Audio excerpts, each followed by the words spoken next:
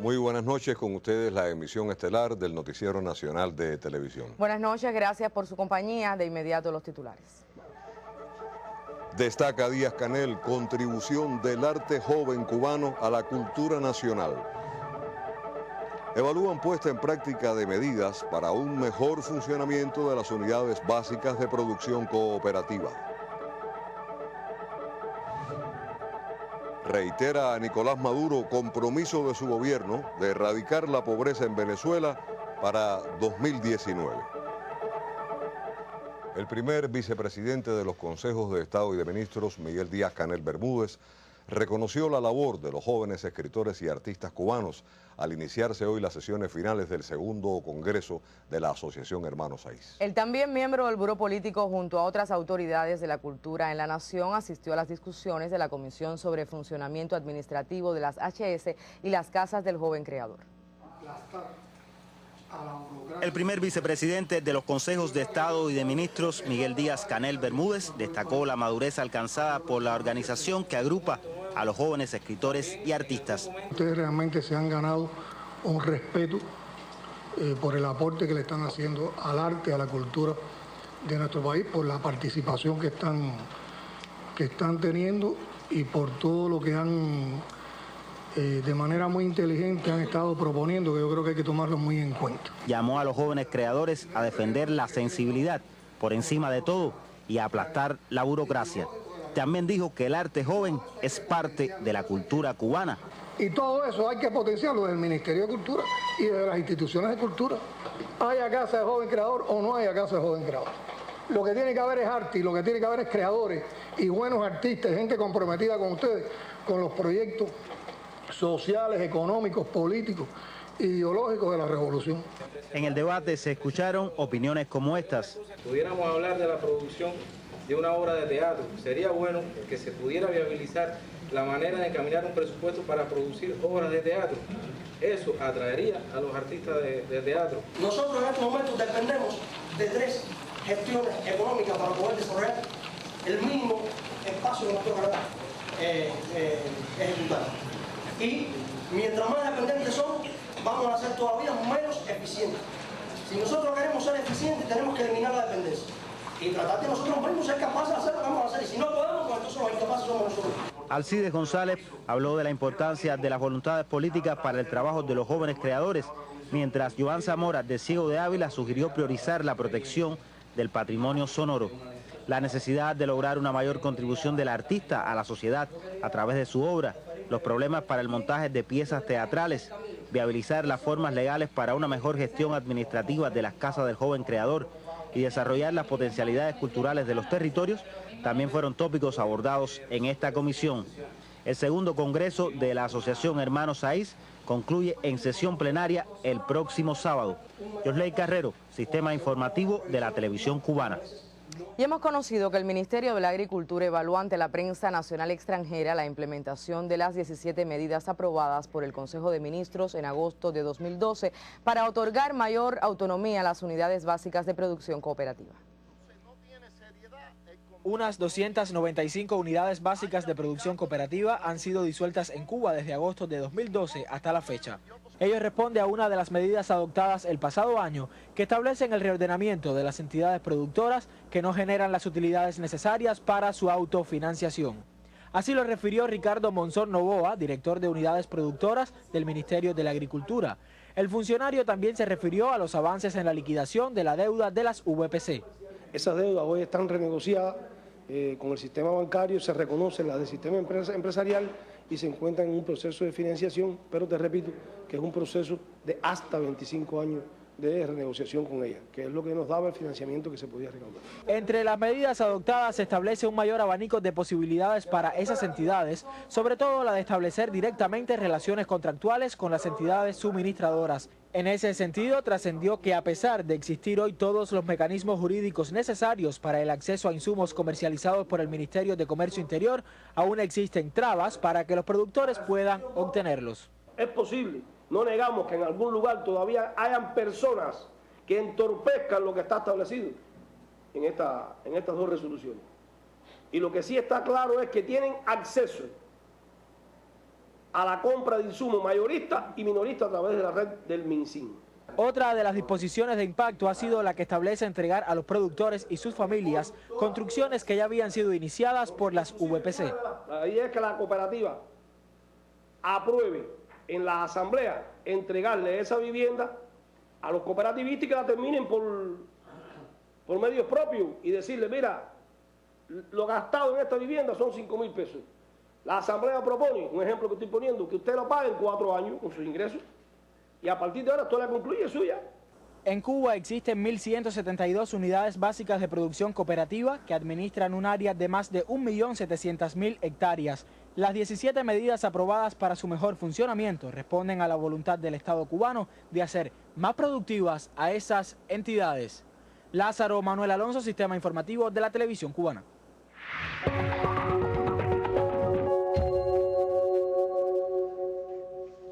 Este jueves se celebra el Día Internacional para la Erradicación de la Pobreza. A propósito de este tema, la Organización de las Naciones Unidas emitió un comunicado donde insta a los estados a cumplir las metas del milenio y a erradicar ese flagelo. La Asamblea General de la Organización Mundial aspira a concientizar al mundo sobre la necesidad de erradicar la pobreza e indigencia. Según el organismo multilateral, unos 1.200 millones de personas, entre ellos 400 millones de niños, viven en la extrema pobreza en el mundo. Por su parte, el presidente venezolano Nicolás Maduro reiteró el compromiso de su gobierno de lograr la meta pobreza cero para el 2019, a pesar de la guerra económica declarada por la oposición. Y el presidente de Bolivia, Evo Morales, pidió este jueves a su pueblo recordar siempre los sucesos de octubre de 2003 que pusieron fin al neoliberalismo en ese país con la huida del entonces mandatario Gonzalo Sánchez de Lozada. Durante un multitudinario acto en la ciudad del Alto, Morales promulgó la ley del Día de la Dignidad Nacional en recordación de las decenas de muertos y centenares de heridos que dejó la represión policial durante el llamado Octubre Negro. El jefe de Estado recordó que las revueltas fueron motivadas por la determinación del presidente Sánchez de Lozada de vender gas a Estados Unidos por puertos chilenos, cuando escaseaba el referido combustible en el mercado interno. En esos días, hace 10 años, las Fuerzas Armadas y la Policía Boliviana se arremetieron contra los manifestantes, con saldo de 67 muertos y más de 500 heridos. El ejército árabe sirio informó este jueves sobre la ofensiva que lleva a cabo contra las bandas terroristas en varias regiones del país. Entre los mercenarios eliminados se encontraban jordanos, chechenos, marroquíes y de otras nacionalidades. Según un vocero de las Fuerzas Armadas, sus unidades liquidaron a varios efectivos que pretendían penetrar en áreas de la prisión central de Alepo. También otro grupo de irregulares fue eliminado cuando atacaba una planta eléctrica al este de esa ciudad siria. Otros mercenarios fueron desarticulados al intentar infiltrarse en el barrio de Saladín, mientras en el poblado de Al-Qarná, en la costa mediterránea, los militares sirios destruyeron 6 vehículos con ametralladoras pesadas y municiones.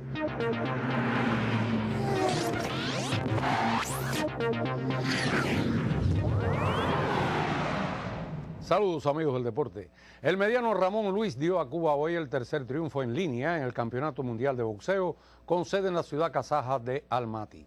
El debutante agramontino Luis se impuso sobre el esloveno Aljaspenko 3-0 en el combate donde supo dominar la presión del estreno y el reto de mantener el invicto de su elenco. Ahora el cubano volverá a combatir en los medianos pasado mañana sábado como oponente del alemán Stefan Hertel, quien fue preclasificado como número 7 y tendrá ese día su primera aparición. Por nuestra escuadra estarán mañana otros 3 púgiles, el crucero Erislandi Sabón, el mosca Gerardo Cervantes y el ligero welter Yasnier Toledo. Sabón debutará contra el sudcoreano Jin Hong-heo, mientras Cervantes también se estrenará ante el japonés Sadayori Aoki. Por su parte, Toledo, quien tiene ya una victoria, cruzará golpes con el italiano Darío Vangeli.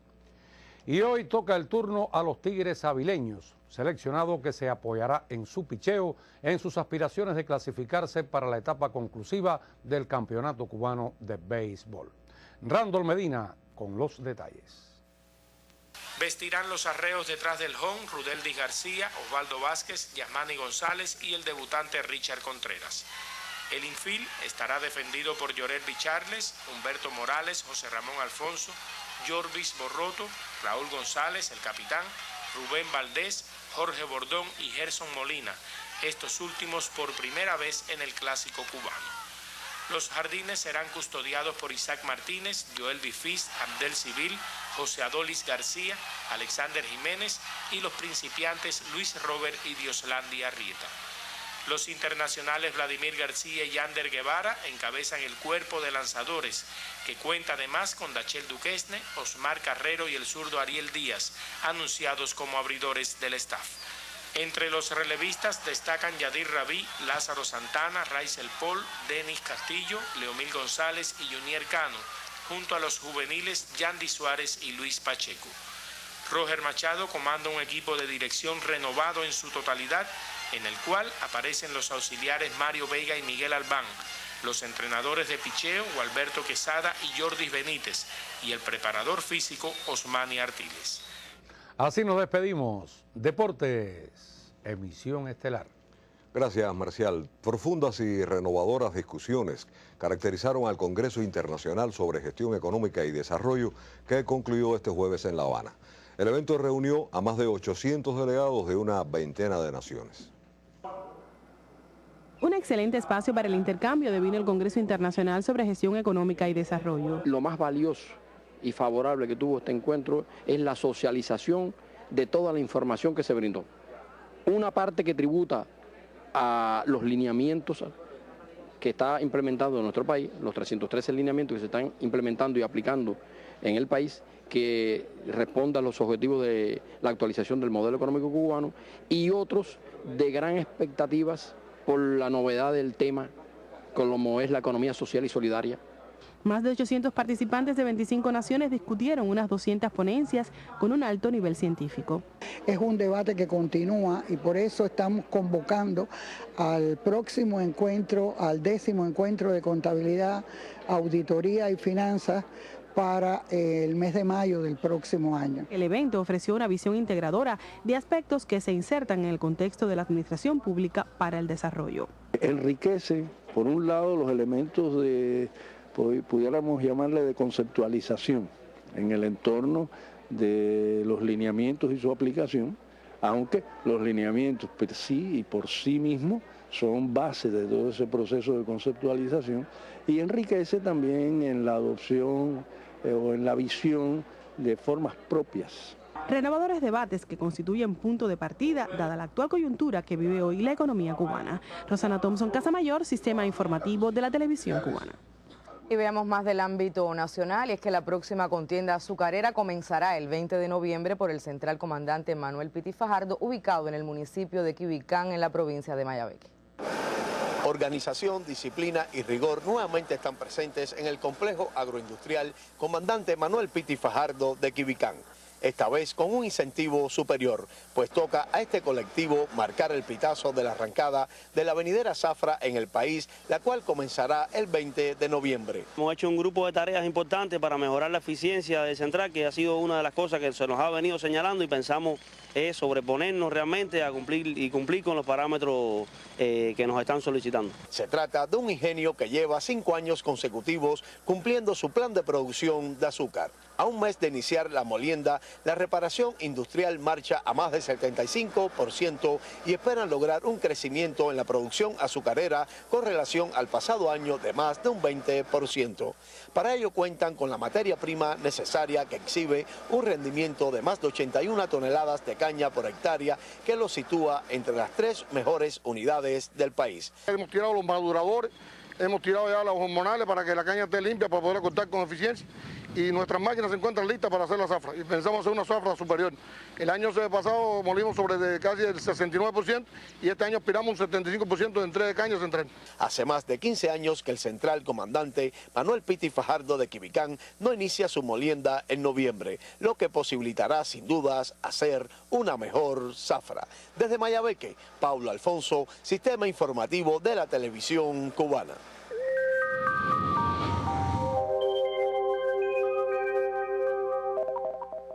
Muy buenas noches. Todavía sobre las provincias de la región oriental, como les muestro en esta imagen del satélite meteorológica, persiste alguna inestabilidad que genera algunos chubascos con tormentas eléctricas y de manera más aislada en el resto del archipiélago, excepto en zonas de la costa norte occidental, donde algunos nublados son arrastrados por los vientos del nordeste y genera nublados con chubascos de forma ocasional, sobre todo en horas de la madrugada y la mañana. Una situación muy similar para las próximas horas, por lo que tendremos un amanecer en el occidente soleado y algunos nublados con chubascos ocasionales en zonas de la costa norte durante esta próxima madrugada y la mañana. Los valores mínimos de temperatura oscilarán entre los 21 y hasta 24 grados Celsius. Por la tarde se esperan muy escasas lluvias en esta zona con máximas de 30 y hasta 31 grados Celsius. Los vientos serán variables en todo el país, excepto en zonas de la costa norte occidental, donde continuarán soplando del nordeste hasta 20 kilómetros por hora. En el centro del territorio un amanecer soleado, algunos nublados hacia zonas de la costa norte, con mínimas de 21 y hasta 22 grados Celsius. Por la tarde se esperan algunos chubascos con tormentas eléctricas hacia zonas del interior y sur, más aislados hacia zonas de la costa norte con máximas de 30 y hasta 31 grados. En las provincias de la región oriental un amanecer parcialmente nublado con mínimas de 22 y llegarán hasta 24 grados y por la tarde se esperan algunos chubascos con tormentas eléctricas con máximas de 31 y hasta 32 grados. Para los próximos 3 días solo aisladas lluvias en gran parte del país, excepto en las provincias orientales donde todavía continuarán ocurriendo algunos chubascos con tormentas eléctricas en horas de la tarde. En cuanto a las temperaturas, con muy poco cambio, máximas que oscilarán entre los 31 y hasta 33 grados Celsius. En resumen, para mañana algunos chubascos en las provincias orientales y de forma ocasional en zonas de la costa norte occidental durante la madrugada y la mañana. Hasta aquí el tiempo. Les deseo a todos una noche muy feliz y hasta mañana.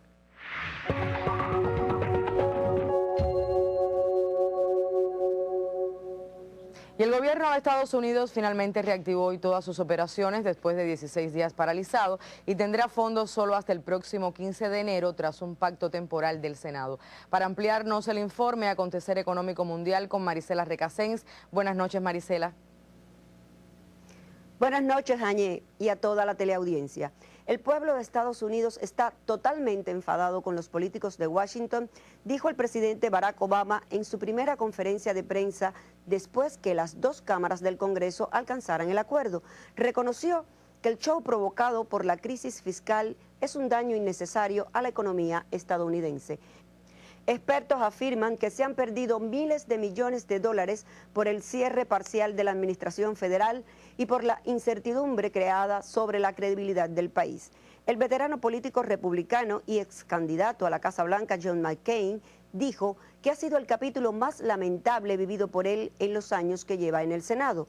En cambio, el presidente de la Cámara de Representantes, John Boehner, calificó los hechos como una buena batalla tras admitir que el fracaso de los republicanos en su intento de recortar los beneficios del Obamacare a cambio de levantar el veto sobre el techo de la deuda.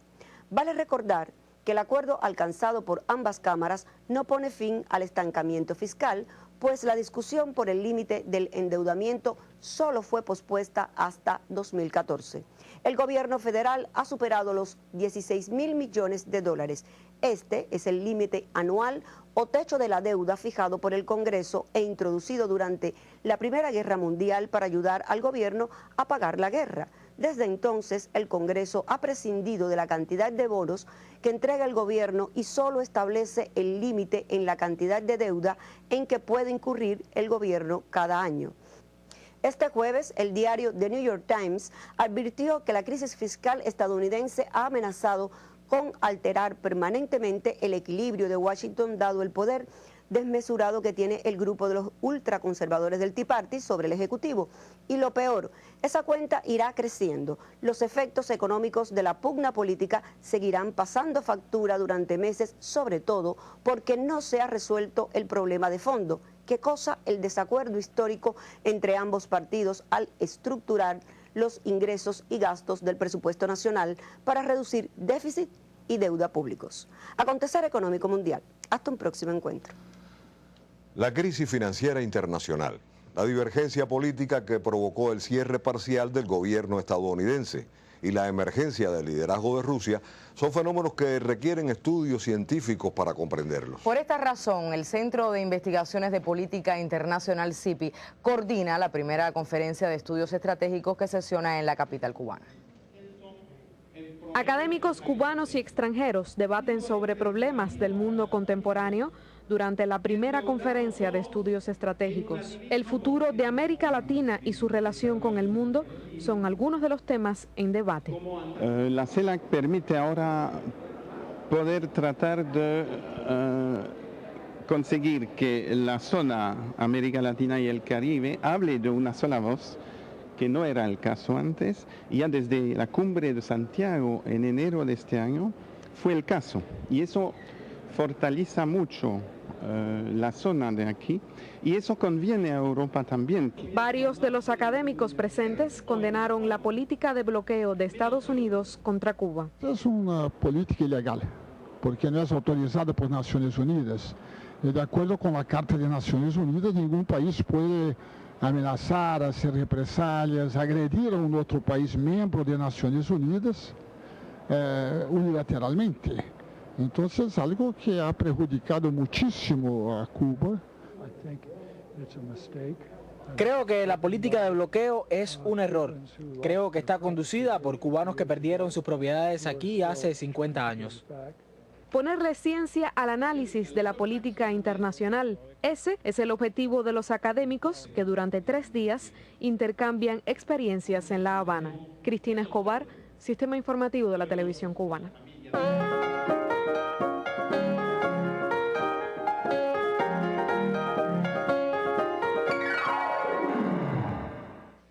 Buenas noches, con ustedes las culturales del Estelar.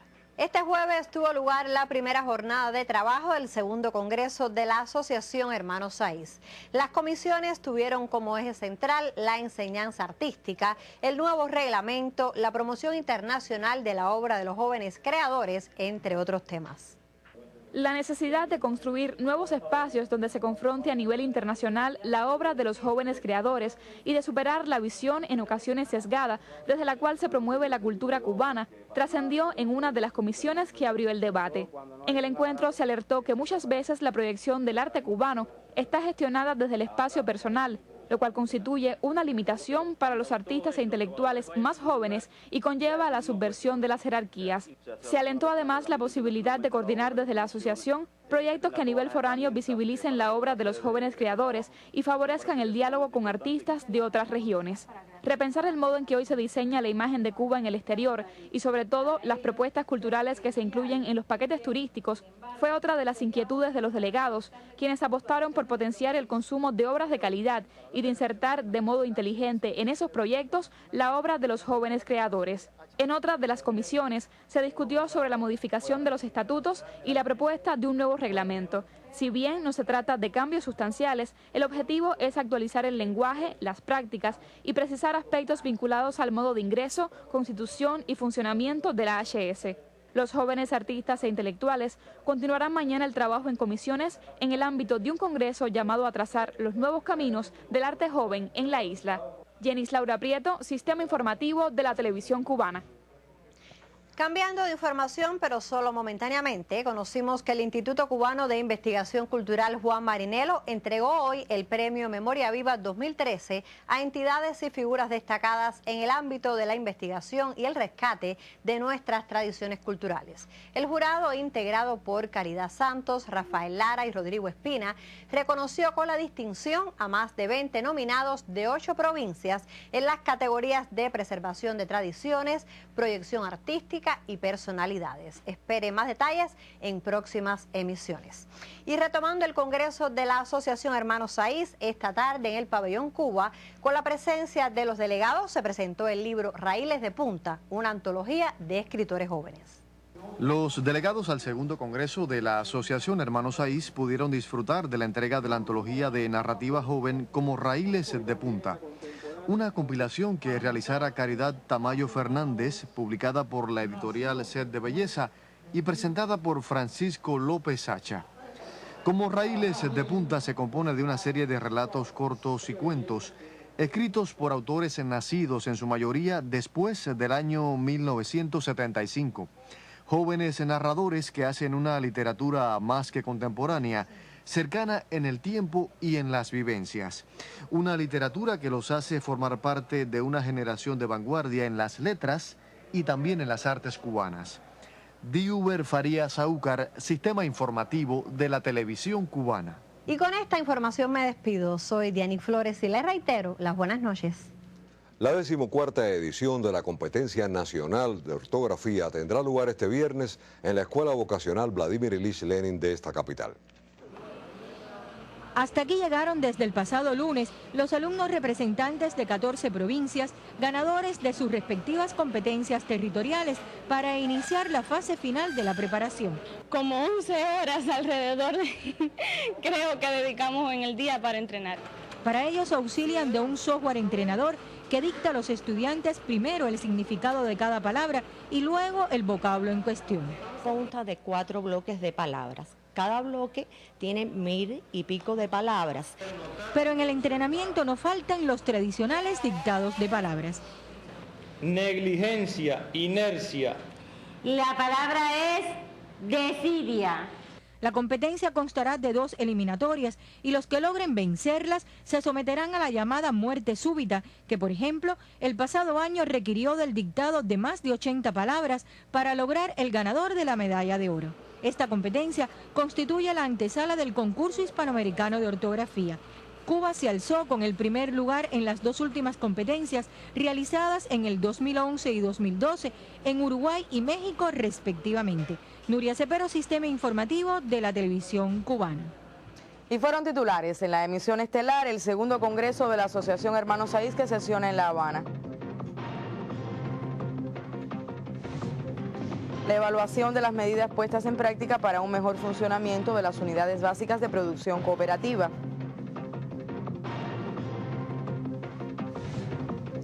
Y el compromiso del gobierno venezolano de erradicar la pobreza en su país para 2019. Finaliza así la emisión estelar. Antonio Nápoles, Áñez Becerra, deseamos pasen todos una excelente noche. Ha sido muy grata su compañía, contamos con ella mañana.